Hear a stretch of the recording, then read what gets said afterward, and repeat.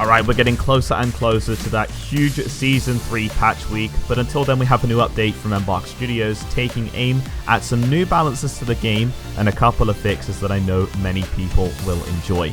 Starting off with the overall, if you're grinding out that battle pass last minute like your education homework assignments, Embark are actually giving players an XP boost to complete that final page so you can get everything unlocked just in time. They're giving a 10x increase to XP gained from your daily contracts and a 50% increase in XP from your in-game performance. I actually found that playing modes like Power Shift at the same time as kind of stacking your contracts works super effectively in unlocking everything and leveling up as soon as possible. Next up, some really cool changes that Embark have implemented in their own Embark ID website. We can now see our own leaderboard and progress if you sign in, which is actually really, it's kind of a cool addition to the website. As you can see here, we kind of get an option to be able to change the leaderboard to like terminal attack, or obviously on the active community event, and we can actually track our own progress as well, which is actually a really nice addition. Also, Embark have a final challenge for us, this season. So here we go. The last community event of the season for the completion of the final pink cosmetic award is that we all collectively have to deal 18 billion damage in 1 week across any game mode. So I was a bit of a nerd here, and I kind of wanted to put this in perspective, right? So that's 150 million shots to the body with the AKM. 40 million swings with the sword, 100 million ticks with the flamethrower, 20 million frag grenade impacting exactly on the body, and then 600 million tracker dart hits, and then finally 22 million RPG rockets. There you go, I did the math on that. The page is actually ready to track now on the Embark ID website, so, as a community, let's get that challenge completed. I assume we all will. You guys will smash it out of the park. Now, for some balancing changes for you watching, and if you're a Twisted Fate main... Lady Luck is smiling. If you enjoy using the throwing knives, Embark have actually made some really cool adjustments to this weapon. Firstly, they've removed the delay before the first projectile spawns by half, which will actually make your attacks feel very responsive and kind of make it easier to kind of land your knives on moving targets. They also increased the projectile speed as well by roughly about 20%, which kind of means that you'll feel more precise every time you kind of throw the knives or cards or CDs, whatever you damn use. And the cherry on top of that as well is that the attack damage for the primary attack is now up to 63 from 60. So obviously I know a lot of throwing knife users were saying that the right click for the throwing knife didn't really feel great to use. That hasn't really been changed much, but it kind of has buffed you if you do use it as your primary attack. So we're probably going to see a lot more people use the throwing knives, and to be honest, they're just a fun weapon to use. Next up, this is actually kind of crazy. This might actually change a little bit of the meta stuff here, just slightly. The APS, and we know that obviously Power Shift is basically APS simulator. It's actually now been given a huge nerf, but I do think that it's actually a pretty interesting one, so get ready for this.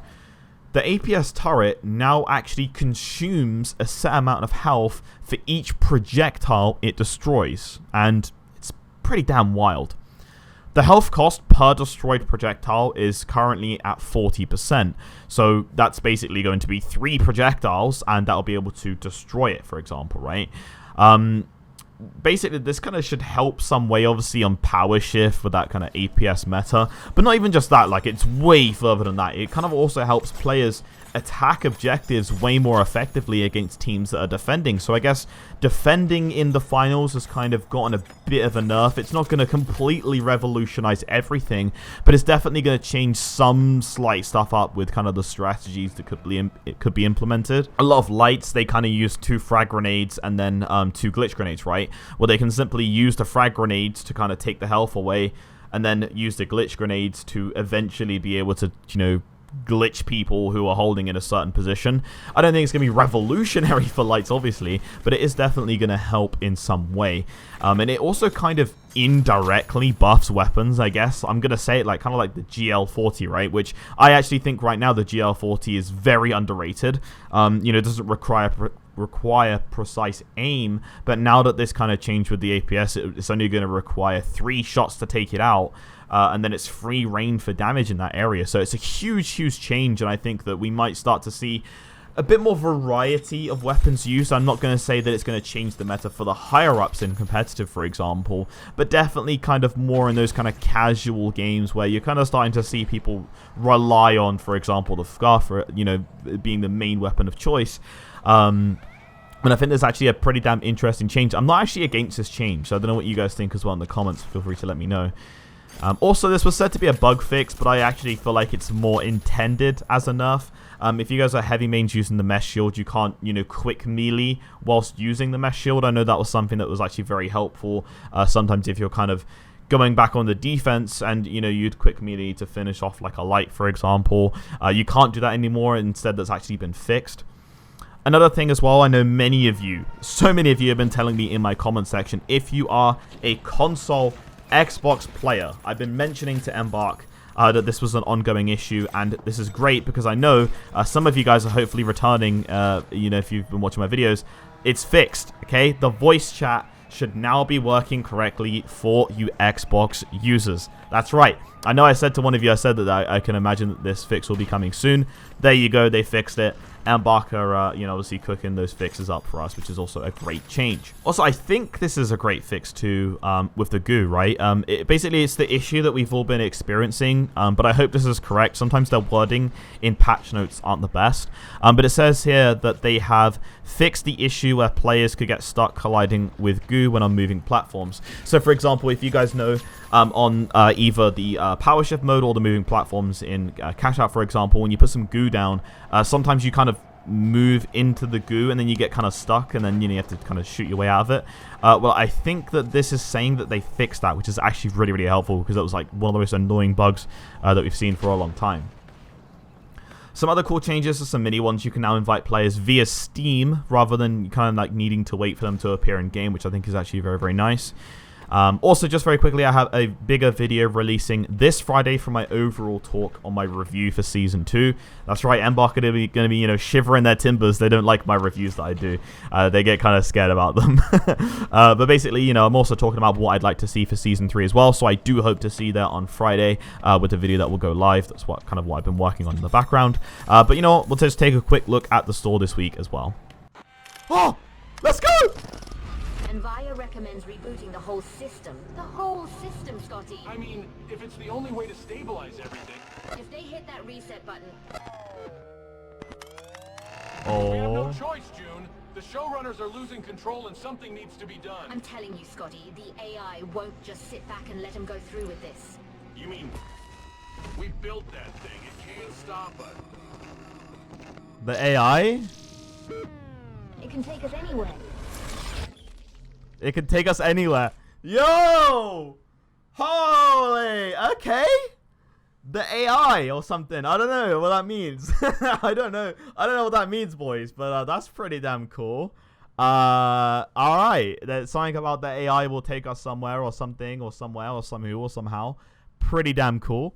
Anyway, yeah. So here's the community event as well. We get this. And then we go, yeah, by the way, guys, my drip right now, we have, obviously, you know, you got to rep this right now. I kind of gone, like, with the weird, like, oh, no, this as well for the light, you know, rate the drip, boys. And then, obviously, we got the you know, let me step on you. Okay, right. Store this week. Boom, we have the DX, I was going to say these D's not, it's DXZ set. Oh, okay, it's all right. Let me go medium, actually. I kind of want to see. I want to change my medium outfit. What the heck? Embark, what are you doing? Okay, right, let's go to the store. So a DXZ outfit right here. So, ooh, it's kind of cool. It's alright. I mean, it's nothing like crazy out, you know, but like I'm saying, the jacket is kind of cool. I get, is a DXZ like a different sponsor or something? I'm not too sure. Kind of looks like a competitor like Isolt, for example. We got the little shades going on. Actually, I kind of like them shades on her. It's pretty cool. It's pretty cool. I kind of like this outfit. I might buy this jacket for this outfit. Yeah, I'm buying it. Boys, I think I'm going to have this now. I'm not too sure. You guys can let me know in the comments. You guys got to help me out with my drip, all right? But for now, I need to get rid of that damn... There we go. We got the... Oh, maybe the white scar? Hold up. We got the arena security. Oh, okay. Okay. I'm in love. This is not good. All right, we have the Pastel Rebel. This is... like sequins, soft and delicate colors for an otherwise sharp and durable contestant. There we go. And tied up in a bow as well. We got a little charm there. You don't stop until Scotty announces a team wipe. After all, you hate loose ends. That is true. I do hate loose ends. It's okay. Not the best for me. I mean, you know, it's not.